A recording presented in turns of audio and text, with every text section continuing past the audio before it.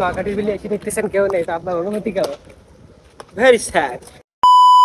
দর্শক শ্রোতা, আবারও আজকে চলে গেছিলাম সেই নোয়াখালীর বিলে খলিলের বটতলা, যেটা ব্যাপক পরিমাণ এখন নেট দুনিয়ায় ভাইরাল হয়ে গেছে। তো আগের দিন একটা ভিডিও দিয়েছিলাম, অতি বৃষ্টির কারণে ঠিকভাবে ভিডিও করতে পারিনি। আজকে আপনাদের সবুজ প্রকৃতি ও নীল আকাশের দেখতে দেখতে সেই নোয়াখালীর বিলের দিকে যাচ্ছি। দেখতেই পাচ্ছেন কত সুন্দর একটা ওয়েদার। আজকে ওয়েদারটাও অনেক ভালো ছিল, দেখেন কত সুন্দর দেখতে দেখতে। দুই পাশে নারকেল গাছ আর দুই পাশে পানি, তার মাঝখান দিয়ে রাস্তা, আর আকাশটাও নীল, অনেক সুন্দর। এই মুহূর্তটা কিন্তু অনেক বেশি ভালো লাগে। তো ফাইনালি দেখতে দেখতে সেই খলিলের বটতলা ভাইরাল, যেটা মিনি কক্সবাজার নামে এখন ব্যাপক পরিমাণ ভাইরাল হয়েছে, সেইখানে চলে আসলাম। দেখতে পাচ্ছেন এই যে সে ভাইরাল বট গাছ। এমন একটা সময় ছিল এইখানে দিনের বেলা আসতে ভয় করতো, আর এখানে এখন শত শত মানুষের ভিড় জমে থাকে সারাদিন। তো ফাইনালি দেখতে দেখতে সেই গন্তব্য স্থানে চলে আসলাম। আগের দিন অতি বৃষ্টির কারণে ঠিক ভিডিও করতে পারিনি, তো আজকে সকাল সকাল এইখানে চলে আসলাম। তো এসে দেখি এইখানে কেউ নেই, কারণ অতি সকালে আমরা এখানে চলে আসছিলাম 8টার সময়, কিন্তু এইখানে লোক আসে 10টার পর থেকে। সারাদিন সব সময় এইখানে লোক থাকে, এমন একটা সময় ছিল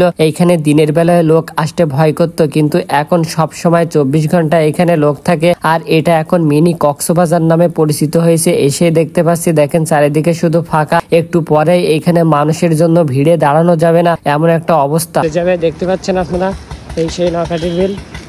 তো আমরা এখানে আজকে আবারও চলে আসলাম। তো আমরা থাকতে থাকতে 12টা বেজে গেছিল, তারপরে আস্তে আস্তে লোকজন আসা শুরু করছিল। আমরা যখন আইছিলাম তখন এমন ফাঁকাই ছিল। তো আপনারা এসে সবাই কেমন আনন্দ করে, কেমন মজা করে, শেষ পর্যন্ত ভিডিওটা দেখতে থাকুন এবং সাথেই থাকুন, তাহলে বিস্তারিত সবই দেখতে পাবেন যে এখানে এসে কেমন সবাই মজা করে।